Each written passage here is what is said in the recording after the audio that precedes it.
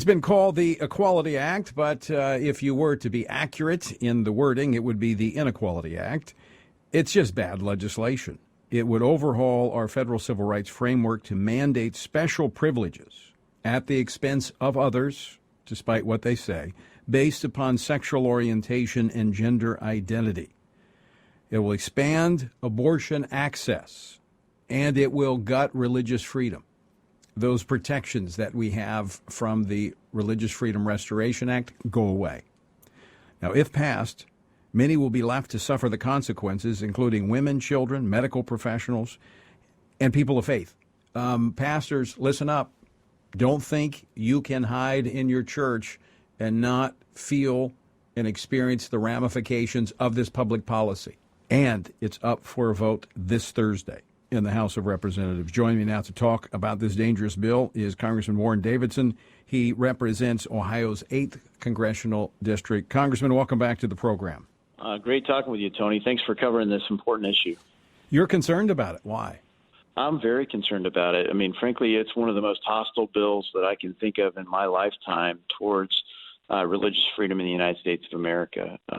And, you highlighted some of it, but it effectively nullifies the Religious Freedom Restoration Act. It strips protections. So churches that think that they could be protected and they have, the First Amendment, free exercise, non-establishment clause, they could continue to practice their faith unimpeded.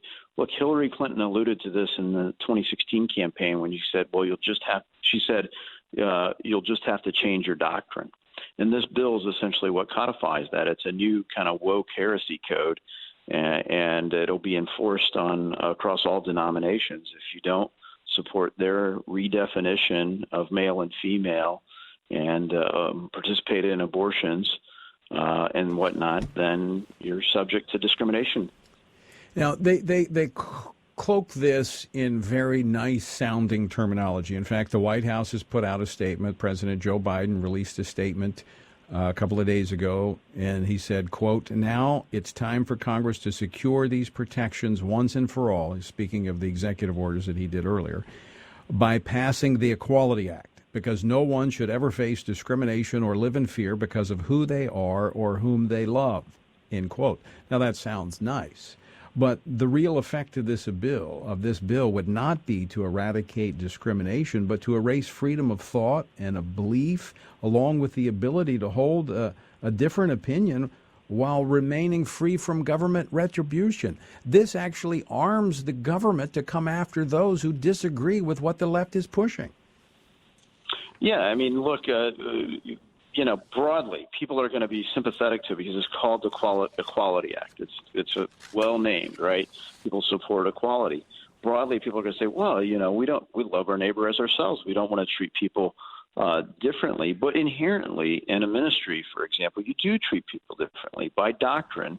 Some mainline churches have abandoned the doctrine, but generally, the doctrine is you don't perform gay marriages in Christian churches. Now that would be an act of bigotry versus sound doctrine. And for example, look, women and girls fought for a long time to get, Title IX protections for athletics. Women and men compete in sports differently for a whole range of sports. And, you're essentially ending women's sports effectively by requiring them to allow men and boys to participate in those sports. And a failure to do that in an equal way exposes them to liability. So it's under the guise of these nice-sounding things, but the reality is it's very hostile to religious freedom.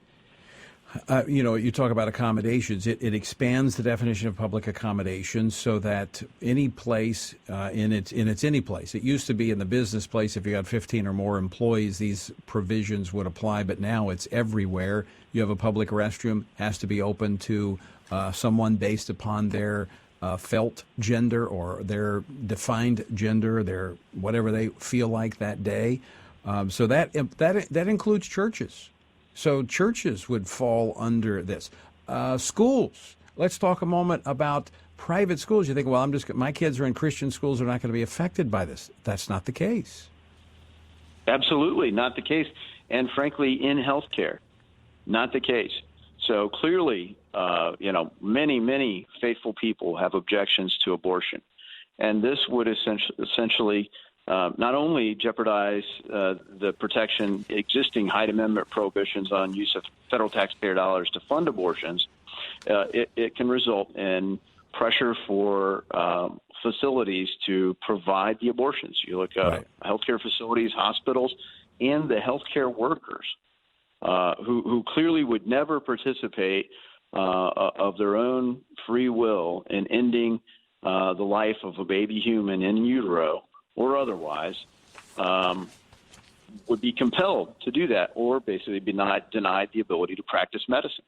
It sounds far-reaching, but you can read the legislation. I mean, the Equality Act would effectively create a legislative right to abortion on demand because the health care providers would be considered a public accommodation, and prohibiting from discriminating on the basis of sex. And determination on the basis of sex would be redefined to including treating pregnancy or a related medical condition. So, I mean, this is far-sweeping, and it takes every issue that the left, feels is a sacred cow and wrap it into one bill and disarm anyone who has moral objections.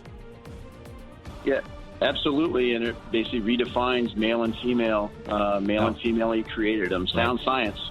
Yeah, absolutely. Warren Davidson, thanks so much for joining us. Appreciate you leading the fight on this. Thank you, Tony.